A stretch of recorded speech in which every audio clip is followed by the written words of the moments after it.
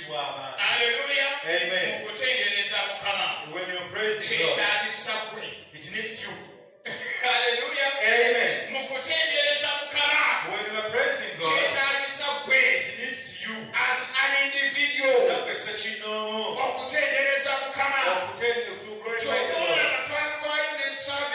That's why we came out with the service. Naming it praise, Prayer kusaba, and thanksgiving. n'okumwebaza. Because